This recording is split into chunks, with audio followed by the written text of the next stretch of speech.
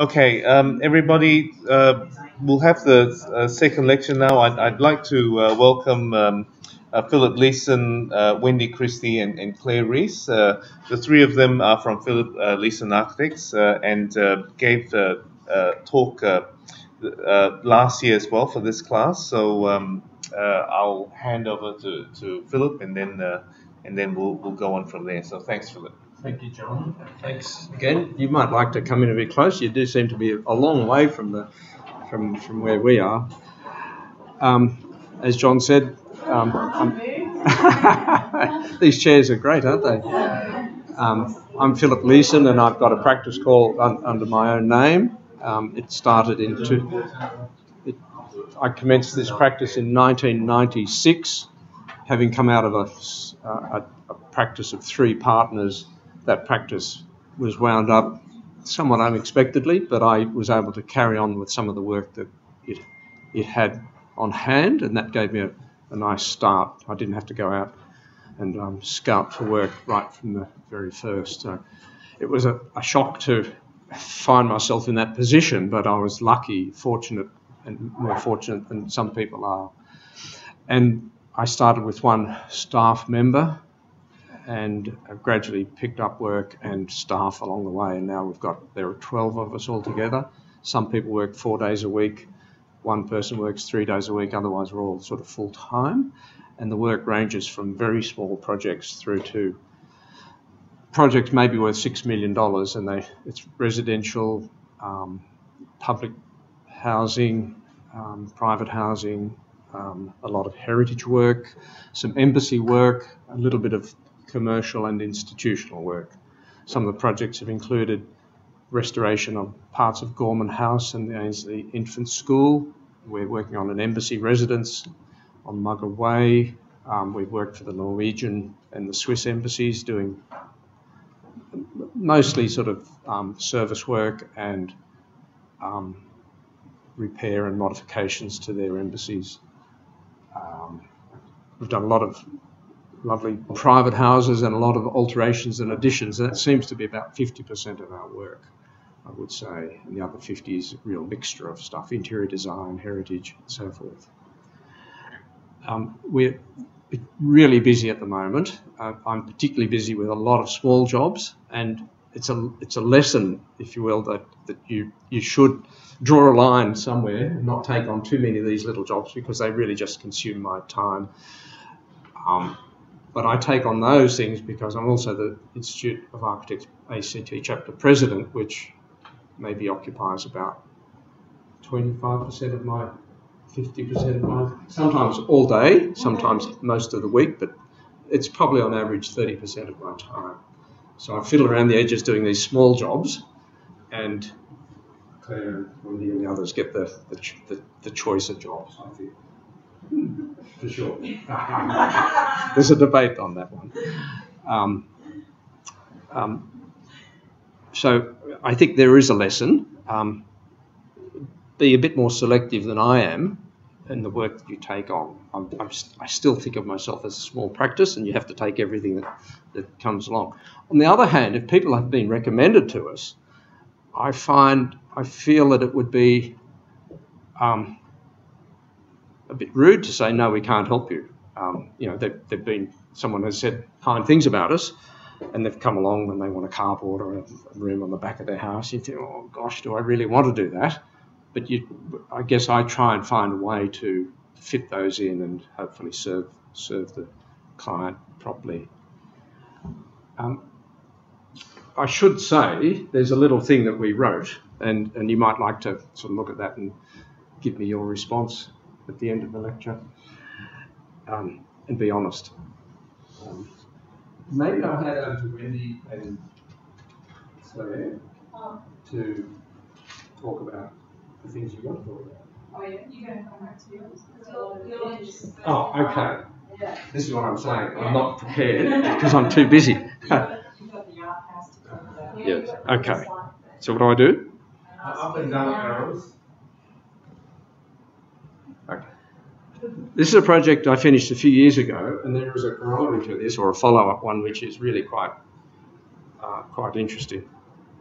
It's a house for a couple who collect modern artworks, and they commissioned me to design a house to suit their collection. It was a modest collection at that stage, and it's grown considerably since that time.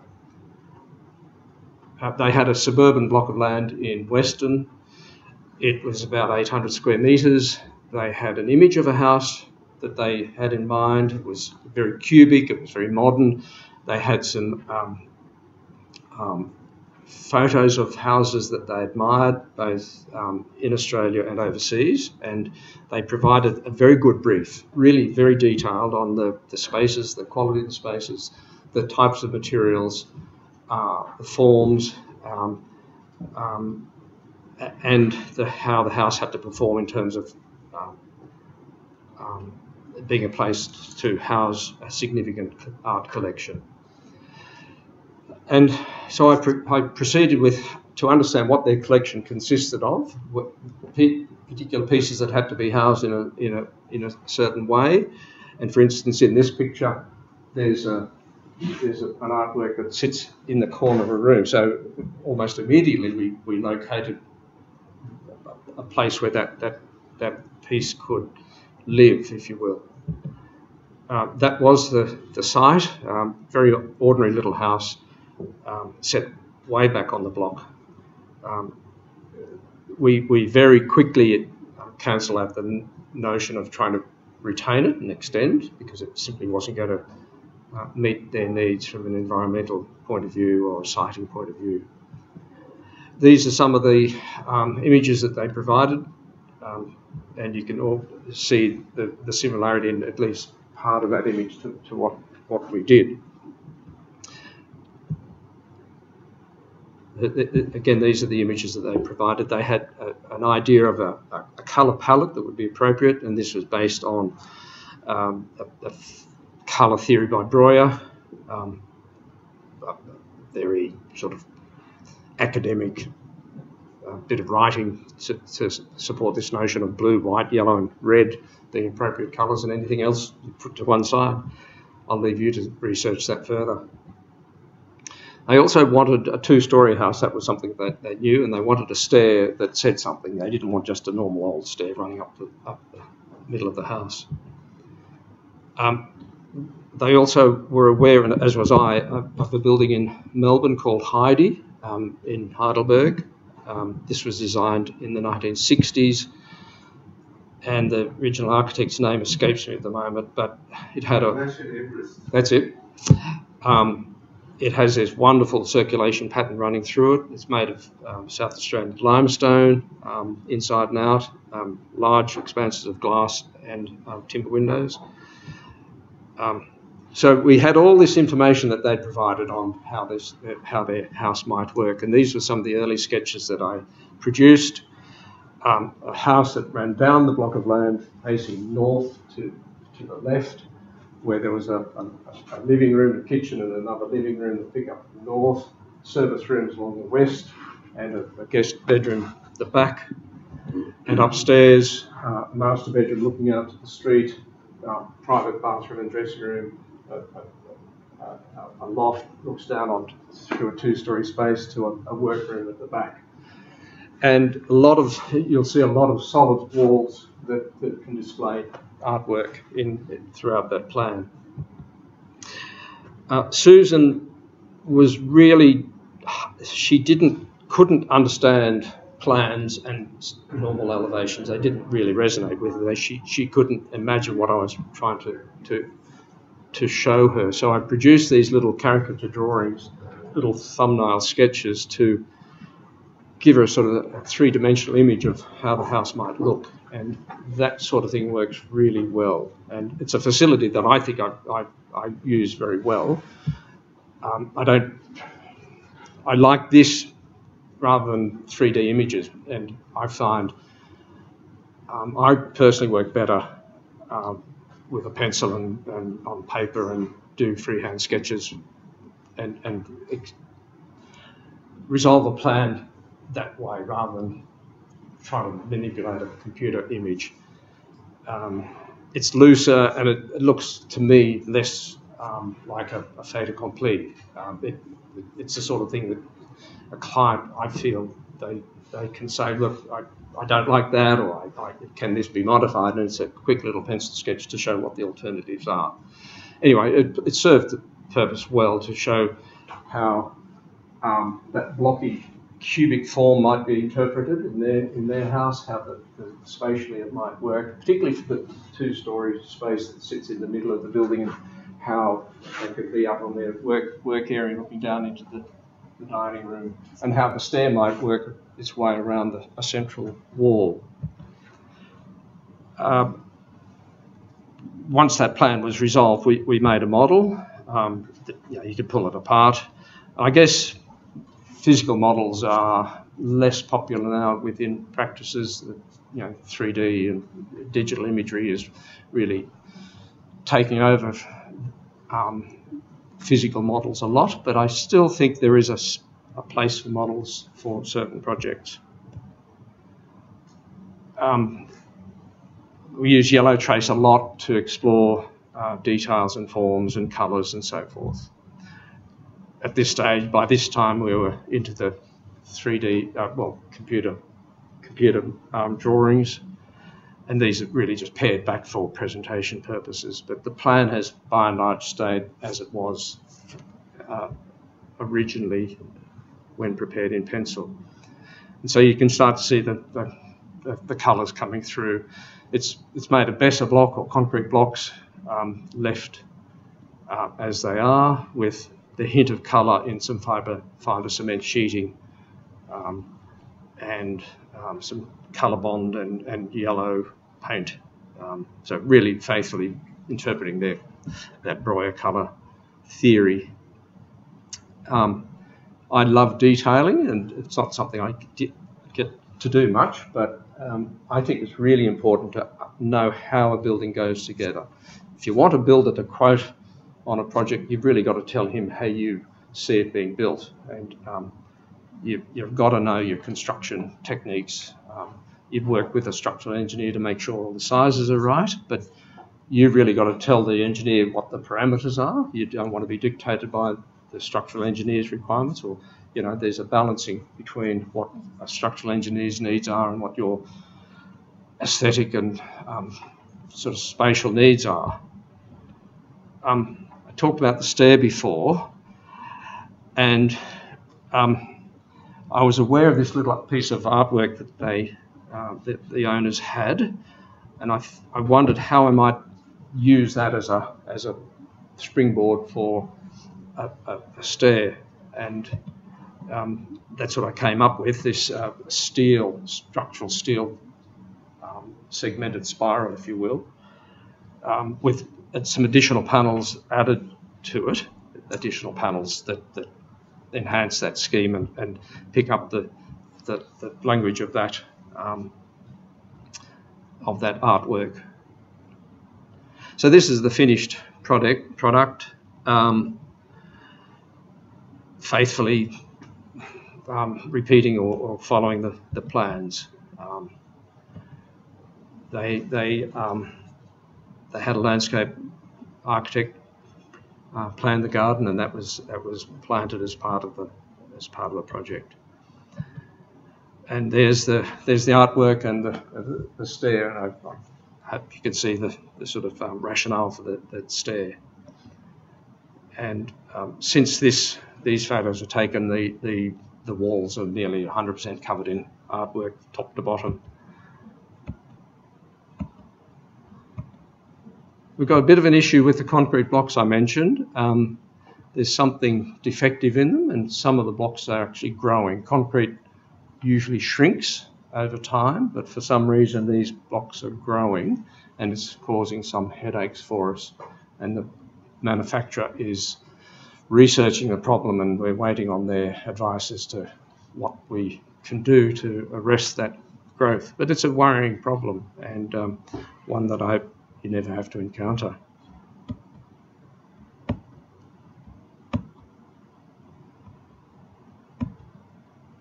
Okay. This is yours. So I'll let Claire take over from here. So I want want to talk to you about what it's like being in the employee with Philip. And if you have any questions about being a student to graduate to an architect and that sort of process of taking on board in an office, it'd be good to talk about. Do any of you work at the moment in offices? Yeah, so you get to do little bits and pieces, or do you have a lot of responsibility in the offices?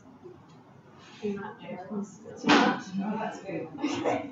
When I started as a student, it was little stuff. You know, you get to just have graphics or text. It wasn't even design stuff, which I think is typical. You get more and more as your skills grow.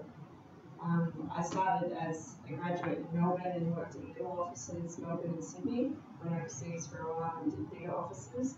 And came back to Canberra where I think we're probably medium scale by now, right? Yeah, so I've got a little bit of experience to see different structures of offices and how they work.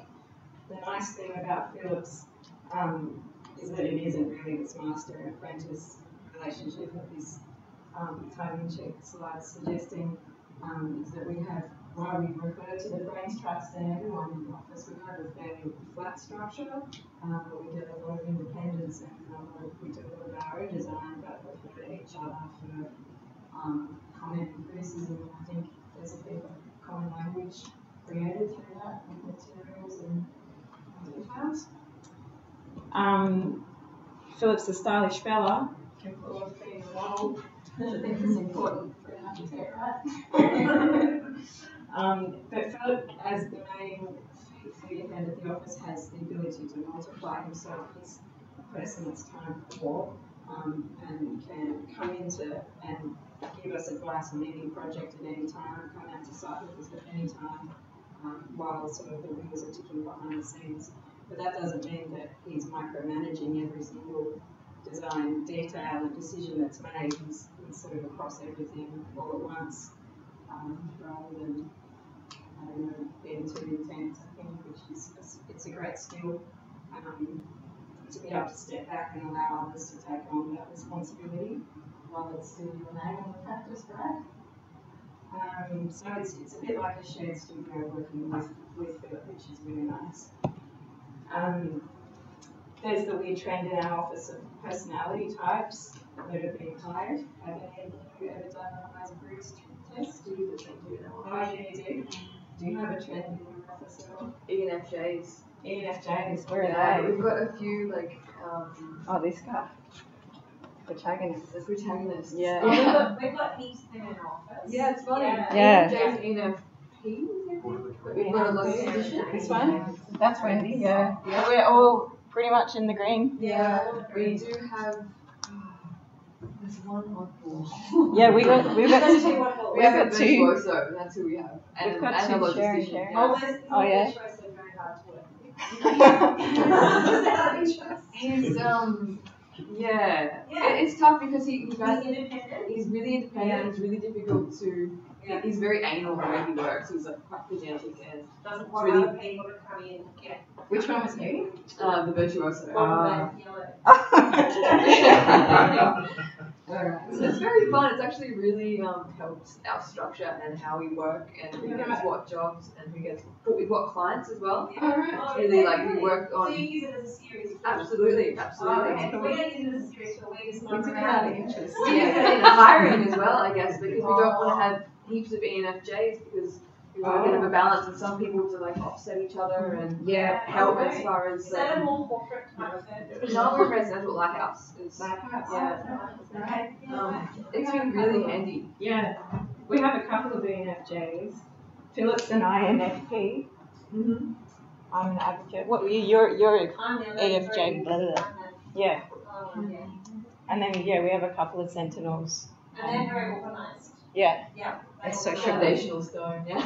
Anyway, you don't think about that in practice, but your day-to-day colleagues mean a lot, right? So when we drill down, it's interesting to see what affects your day-to-day life and the people you spend it with. Spend more time with your colleagues and your family, right? Absolutely. Yeah. And I don't think we had anyone in the cohort. Oh. We were People might have done it. all right. I'm sorry. But we said that. Interestingly, like no one's the architect. Like, Yeah. Well, what I was going to say is they might be a bit too alpha for our potentially, yeah. Maybe. Yeah. They're a bit more fantastic. Well, I think dealing with clients is a lot of social skills, right? Myers desk. Maya Briggs. Maya Briggs. Yeah. We're not going to listen Yeah, anyway. Next one. Yeah. I've done it like 3 or 4 times just to check. Anyway, so I started working, when I came to work with Philip, I needed contract administration to get registered. So this was an extension that Philip had designed and tendered, and all that client background work had been done. Kate, our interior designer, had picked everything. All I had to do was the paperwork and this negotiations with the client and builder, I guess. So I was reading Philip's documents and specifications with the builder and deferring to him if they didn't know anything. So this is it being built and a sort of a dark shot there of it finished. But that was a great learning curve for me on construction and paperwork, and that's what allowed me to get the title of architect. And then Philip handballed me a couple of other jobs that he couldn't get to. So this was a little granny flat in Hall that together, like I can do a sketch and Philip will do a sketch and we'll test ideas off each other and develop the strengths in that way. And I can show Wendy and then you will give me critiques. Like that bouncing around happens a lot.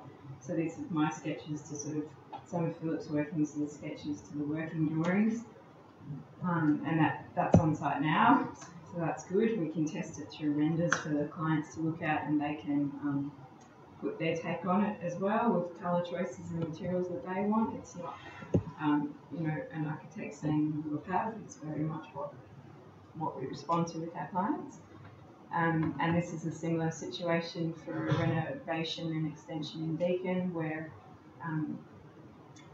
design solutions were a little bit frustrated. Philip had to go, and then Kate, our interior designer, had to go, and eventually we'll get to an outcome that works for the client's brief. So again, it's that horizontal structure of not one person having key ideas, but many people coming with different skill sets to solve a problem and get the best outcome. And again, that's taking it from sketches through to documentation and testing renders and ideas with the client so they can help them to visualise the outcomes. This is another example. There's a cultural building in Canberra that has passed through many hands in our office. I think, did you do the original competition? Was it? Yeah. I know it wasn't. It was a selected client. No, they just selected us Yeah. right from the start. But the scheme changed radically from the early ideas. Yeah. So then one of my colleagues took that through works approvals with the NCO, so that all that upfront concept and ideas was done. It came to me to do a little portion of it, and it's gone to another colleague of mine to do the documentation and construction of it. It's something that a lot of people in the office can say they've worked on, which is, I think, typical of bigger jobs. But I've leaned on it not so much in a team. It's been like one person, and that's just capabilities, I think, and our numbers. So my point is that ideas come from a lot of people in the office, and that, we work together to solve whatever issues. There's a lot of yelling in our office with problems, and people yell back just because that's communication. Any questions about working with Philip? No?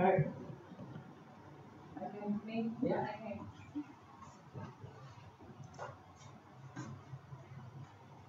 So we did this same presentation last year, and we're actually just doing the same one this year.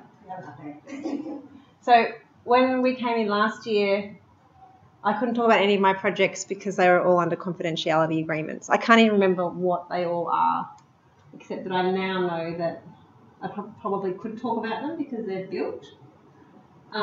Anyway, so I started at Philip about, 3.5 years ago, and I tend to work more on small commercial and public monuments and things like that, and a little bit of residential. But anyway, I'm not going to talk about any of that today. Let's go to Vanuatu. Has anyone been to Vanuatu? Yeah? recently? No. No? Okay. Where did you go in Vanuatu? On a cruise. Oh, did you? So you stopped in Port Vila? Yeah. Okay. Anyone else? Anyone else hung out in the Pacific Islands? Tropics? A little bit? Yeah? Where have you been? Well, I nod my head thinking that Fiji is part of it, but I'm not Yeah, sure. Fiji. Yep, absolutely. So South Pacific Islands, Fiji. Yep. Okay. Okay. Cool. Anyway, so I'm going to talk about work that I do outside of Philip Leeson Architects, but how it relates back to Philip Leeson Architects is comes back to some of the things Philip and Claire were talking about, and it's the way our office operates, and it's about having a boss like Philip who not only appreciates but encourages us to do other things. And so he gives me the time to do other projects that I need to do outside of Australia, and a lot of it's on a pro bono basis. And this started for me before I worked at Philips. I was living in Vanuatu for almost 3 years, working on a cultural heritage project adjacent to Vanuatu's first and only World Heritage Area, which is called Chief Raumata's Domain. So I was over there as a heritage architect, trying to establish with the community a World Heritage Interpretation Centre. So that's still not built, and it's an ongoing project that I now work with the University of Adelaide, and we go back every year and further that project a little bit by little bit. But I don't know if anyone's ever delved into community development, but it's a slow process. It's hard to get money, it's hard to secure land, it's hard to have decisions made. Anyway, these are just some pictures of the landscape that I was working in, some signage around that World Heritage Area, and a custom canoe. So that's a completely authentic. Vanuatu still retains really strong cultural values, and a handmade canoe like that is not a tourist. It's not made for a tourist market. It's how people actually go fishing in a lot of remote areas. I was working with 2 villages in particular on the island of Afate, which is the main island. It's about 45 minutes from the capital city. And these are some pictures of the context of that environment. So it's very rural. The villages are about 300 and 400 people living in them. It's all kinship and family. And so it's working directly, and it's really poor. Like there's no money, like there's no income. So we're working in places where standards of living are to look at very low in terms of sanitation and health and structure, but also incredibly healthy on a whole other level where people are growing all their food and community. There's a real vibrancy in the community, but lots of underlying health issues from living in a low-income context. So working directly with particular groups in those villages, the World Heritage Committee here. So this group of people are the managers of that World Heritage Area. So if in Australia, World Heritage Areas are pretty much looked after managed by governments. In Vanuatu, they're managed by these local community groups, so they make all of the decisions around those World Heritage Areas.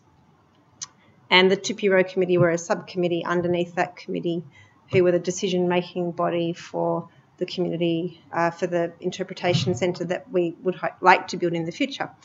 So it was working for really 2 years solidly with that committee and the broader community and government, so working with the Department of Tourism and the Vanuatu Cultural Centre to work on the planning for this future development, which planning is building and design and architecture. And you can see the community were getting involved at that level, but it's also planning around land ownership, which is really complicated in Vanuatu, and management, which can be really complicated, and funding and all those. We've got the hardware of the project, which is the architecture and the building, and the software, which is all that stuff around it that has to actually work.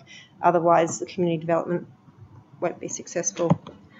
These are some pictures of the landscape where the siting of that future, hopefully one day, will be built. visitor centre, which has now been going for 6 years. We've still been in planning for 6 years on the project.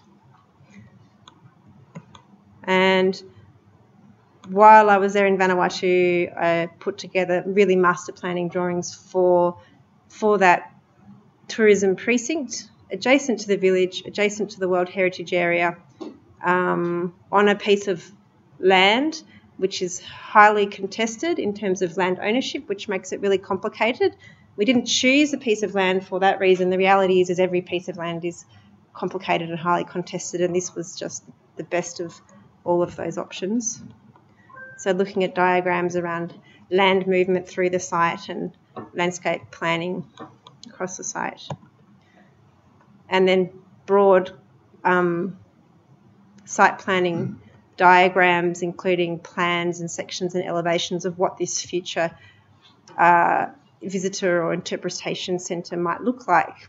And it's called the Natayana Centre, which was the name made up by the community and the committees. And Natayana in the local Lalepa language means knowledge. So they had a nice philosophy about this World Heritage Centre giving knowledge, handing out knowledge, but also receiving knowledge as a two-way relationship between tourists and the locals. And then from that led on to a bunch of other projects that I've worked on since being back in Australia, working for Philip and going back and forwards over to Vanuatu. The cyclone Pam hit in March 2015, and after that I worked on it was a post-cyclone assessment of traditional architecture in Vanuatu. It was called Safeguarding Indigenous Architecture in Vanuatu, which was published and funded by UNESCO. So it was a report on 6 or 7 traditional buildings in Vanuatu. This is my favourite one here. This is the Kaloa Wharea on Muna Island. And it was really a real push for retaining the knowledge, so it's the intangible cultural heritage around how the buildings are made for future generations, and making an argument for them being really viable structures on a whole lot of levels, but one of which was that people used them in the cyclone as a cyclone shelter in regions where they didn't have adequate shelter elsewhere. And it's really interesting to note that this building here, right behind us, if we were looking towards the building, was a community centre made out of sheet metal and concrete block, and it was completely wiped out, as was most of the village made from sheet metal and concrete block. This building was really the only one left standing, and that's what we found as a general rule looking at these traditional buildings. Oh, and I had a really great field worker, an Vanuatu field worker, working on the project, and he did these gorgeous architectural drawings of these buildings, which are really good, and they key back to all the names of the structural members in language, which is really, it's knowledge that hasn't been recorded before, so it's really valuable to have. And he's not an architect, he's an artist, but he's an artist that specialises in archaeological drawing, so he had all those skills, those drawing skills. And so since then, I've been back with the University of Adelaide and Troppo Architects, who you may have heard of. The director of Troppo, Phil Harris, and I go in as teachers every year, bringing in about 10 students, and we work on furthering the project towards hopefully getting it built eventually. So we started working on small-scale prototype structures, like a picnic shelter, a toilet block, toilets shelter, all lightweight, all traditional materials. It's a World Heritage Area, so we need to make sure that we're in keeping with those values. Started out with concept models that the students made while we were over in Vanuatu. Phil took them back to the office in Troppo and worked up construction drawings that we then brought back a year or I think 2 years later from the first studio, and did a first build with the students and the community. It was a collaborative two-way learning process. It was really hard work, incredible labour. We'd arranged with the community when we got there to have all the materials there on site. So all the timber was meant to be there and fully prepared so we could start building it. But we got there and we found that there'd been this issue and this issue, and the truck didn't work, and so-and-so was sick, and So we didn't have any materials, so we had to build into our program going up into the forest, and you can see in these pictures, and cutting down the trees with chainsaws and getting them onto a truck and carrying them back down the hill. So it was this incredibly intense, laborious project, process, and then all of those logs had to be stripped with a lathe. So you can see the student team working there. We had this team of students who they did that for 7 days, just stripped all the wood. Like, it's incredible, they had blisters all over their hands. I'm not sure how much fun it was, but it was really rewarding. And then building that structure, and you can see the structural members going up, and the Natangura, which is the thatch, being laid. And this was not this year, this was last year. And you can see we nearly got it finished, but not quite. There's no floor down on that structure, and some of the eave is missing up here. But it was a lot of work. And then we just went back this July and found that the building was in good shape, but it was quite messy around the site, so we had to revisit it and clean it up. It hadn't been used because we didn't finish it, unfortunately. And I don't have photos from that trip, but we managed to finish it off and run a design studio and start preparing for the next. So this prototype here is about learning. It's about everybody getting together and going, this is how we're going to build the future thing when we get funding to do it, which we haven't got yet.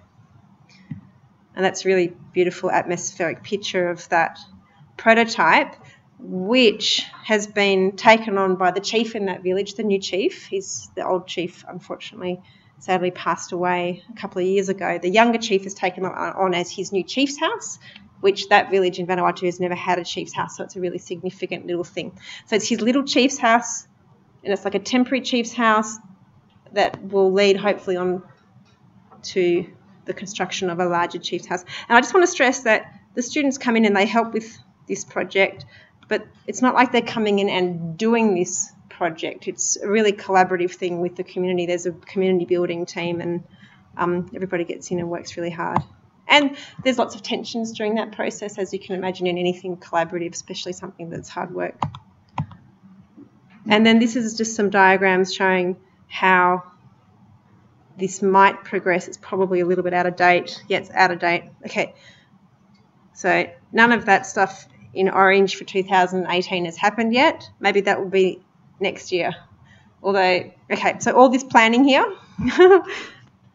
that's all redundant now. We're actually probably going to shift off this site and start working in that chief's district where... So it's this project that's constantly changing. It's fluid. We have to change depending on what the chief says or what the politics are doing over here or what the government's doing over here. Or the problem with this site is that another government organisation came in and actually built a building and they plonked it right on our site, there was all these politics around that. So there's a really ugly concrete block building right in the middle of that World Heritage Site now. So we have to revisit, and it's a constant process of change. But we're all really optimistic that in the future something will eventuate in terms of this World Heritage project.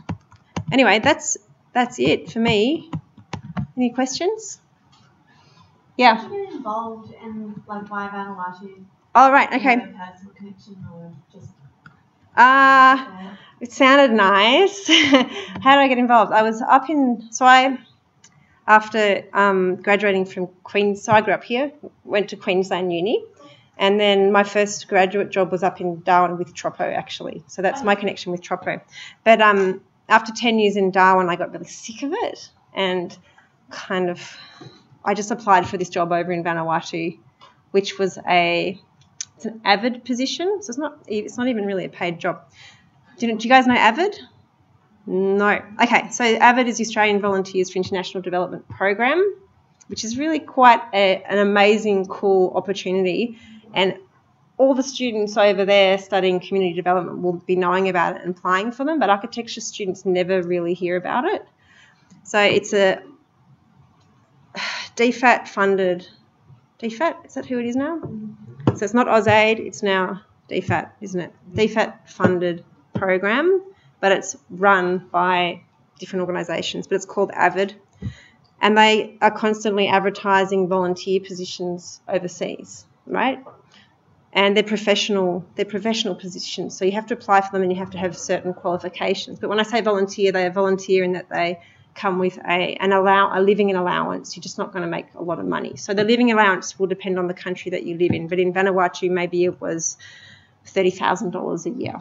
So not very, but, enough to live off, enough to pay your rent and shop. But you gain an invaluable experience without making any money. So I went and did that. Yeah.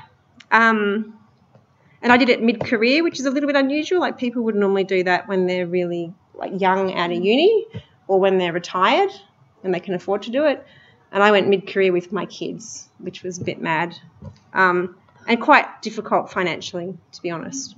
Yeah, so that was an advertised position through Avid that I applied for and got and went over and did. So that's how I got involved. But Sounds very brave. I reckon because my baby was 1.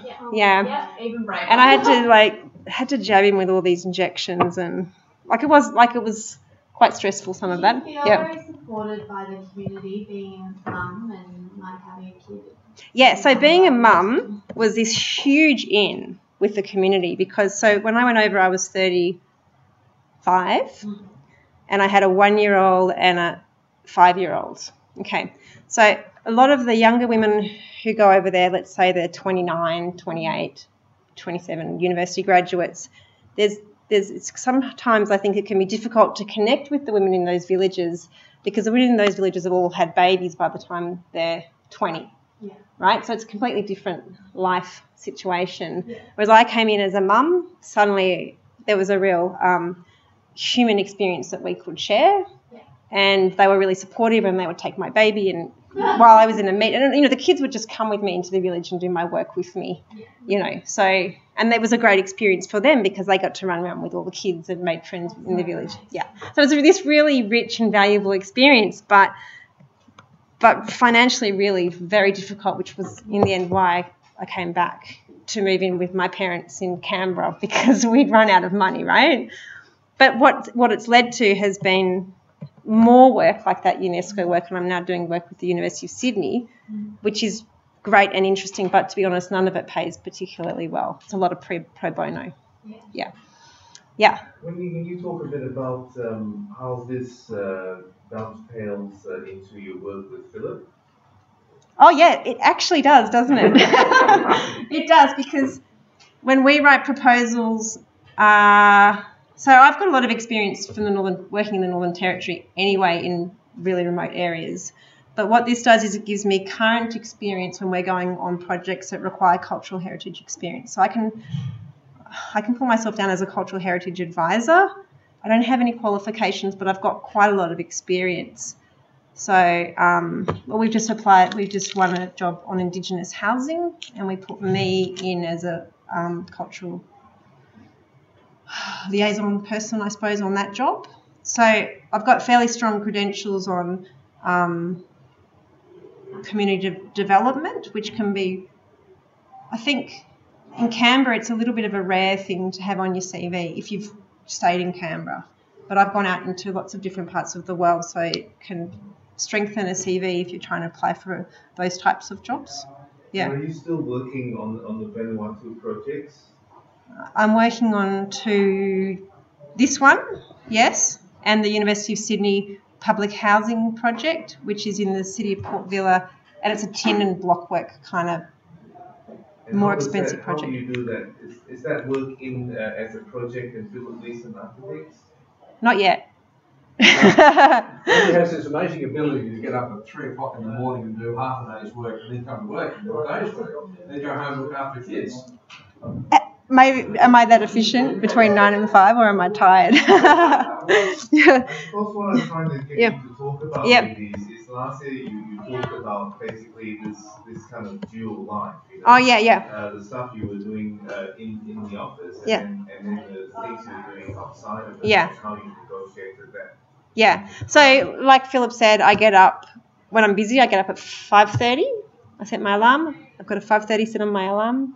And I work from 5:30 till 7:30, super efficiently because it's a very contracted period of time. Then I get my kids up and run around like mad until I get to Philip's office, and then relax for the rest of the day.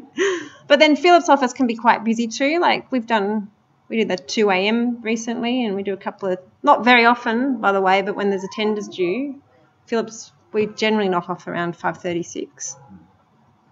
But I'm too tired in the evening. So I fit everything in.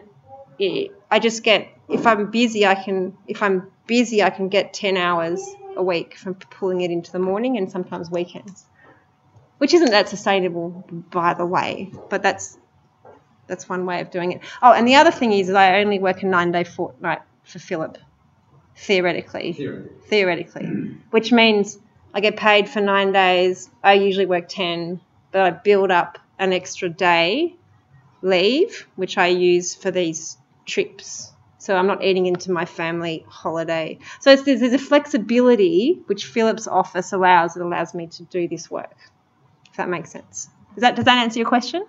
Yep.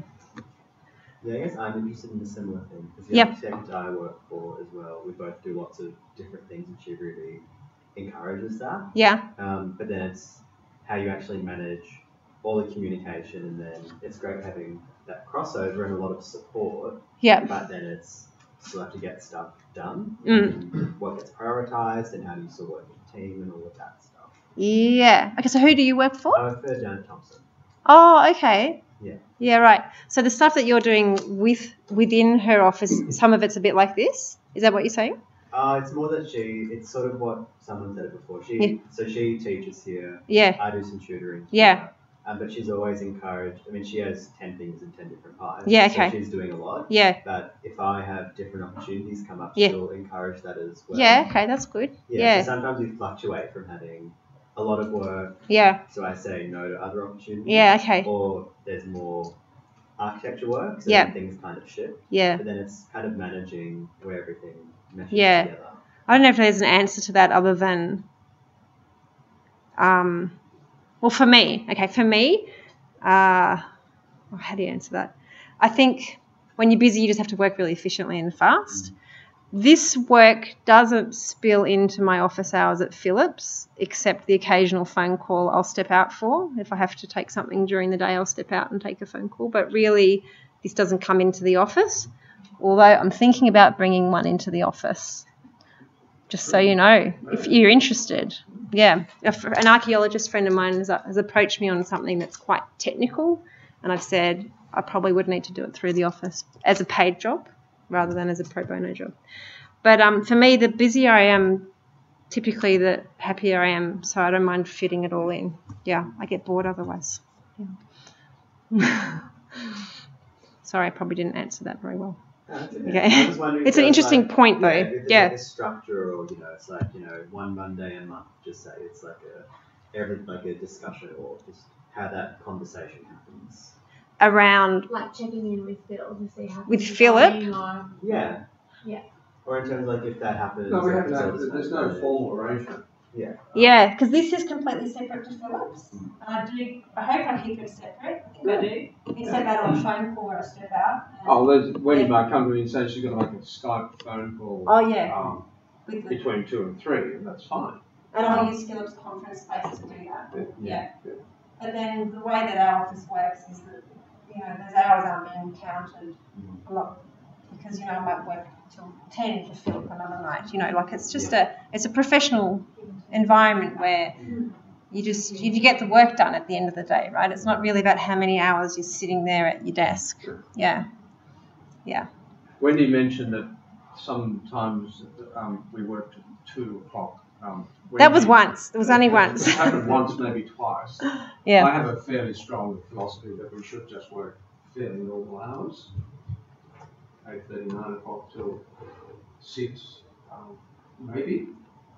Most people get around about 9, work till at least 6. Very few people sort of not off the 5.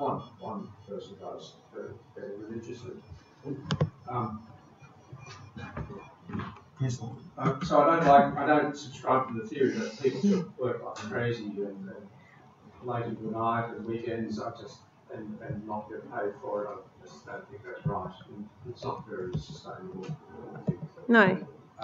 But so sometimes we stay back if there's something that just has to be done. And for me recently it's been tender submissions that have a 9 a.m. deadline, and you just have to do them. But it doesn't happen very often. No. Yeah.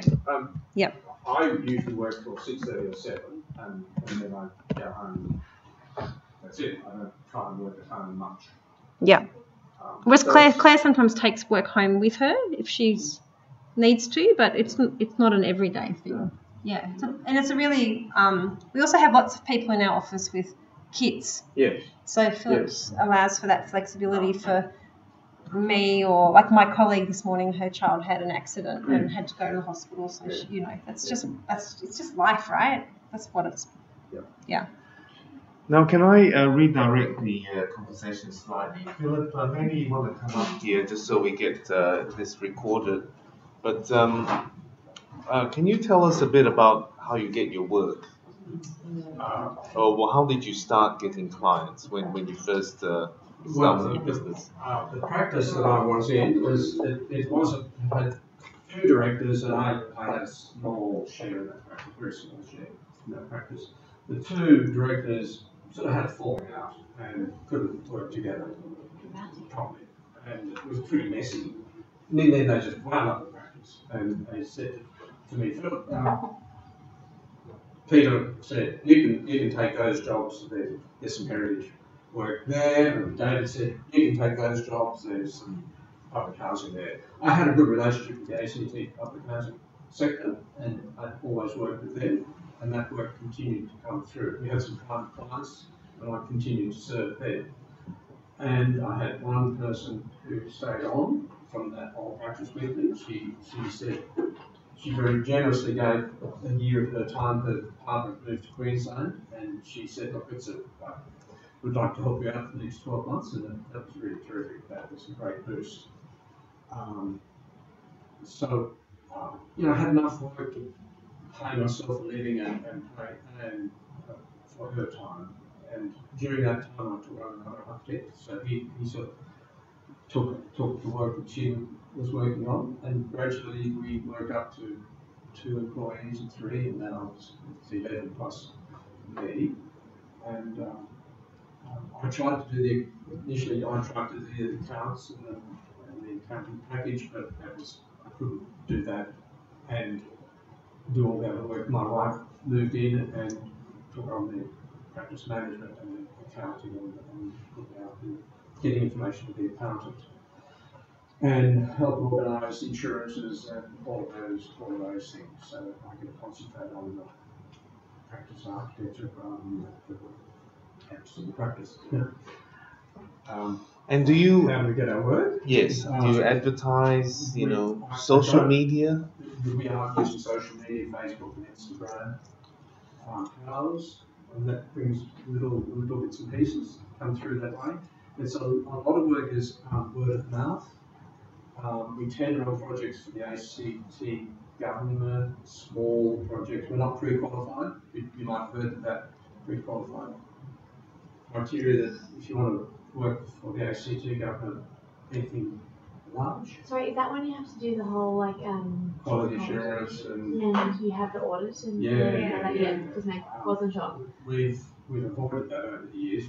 We don't need that for ACT government work. ACT housing work. Yeah. They don't require that. That group pulled together a team, a panel of architects who had worked for them over the years, and they had sort of demonstrated their capacity and their skill and their interest in public housing. And so we're on that list, and that brings a constant flow of projects through. How long that lasts, I don't know. I suspect ultimately we'll have to get pre-qualification, but I know a number of practices who refuse to do it because working for the ACT government is a horrible experience by all accounts. The tendering process is onerous, and the mechanisms for working on those jobs is messy, and there's no guarantee that you might be engaged in anything more than sketch phase. So they might be handed to someone else to do, and then they might be handed on to someone else. So it's really chaotic and unethical. So So, does that answer the question? Yes. How do you I suppose Lighthouse were also talking about social media in terms of Instagram and Facebook. So how do you actually use it? Do you put up news onto those platforms and pictures and We do. have you got who's in charge of that? I look after Instagram, Amy looks after ours, and Sarah looks after Facebook. Yeah. Yeah. And we don't tread on each other's toes. But Sarah today received a big bison vase. We like your following now. Don't worry. A huge bunch of flowers and a box of something from Ty, who she's just finished a house for these people. They have really particular circumstances, which I won't go into, but Sarah, practice through Sarah, has delivered this amazing house, and the woman said that it changed their life. And I said, it's been fabulous. And she said, don't talk anymore, I'm going to tear up. So she left the present for Sarah and bolted. And Sarah came downstairs and got this, it's on Instagram, got this big vase of flowers and a letter and a beautiful card that expressed all the deepest gratitude for delivering this house. So that's on Instagram. Is there a generational divide between your clients in terms of social media? So a certain age group goes for a certain platform over another? I don't think so. No. I have other clients that are on it and have their own Twitter handles Yeah. and want to follow us and see what we're doing. Yeah. Very good. Any other questions? All right. On that note, let's thank Philip and crew. Thanks very much. All right. Now let me get out of this.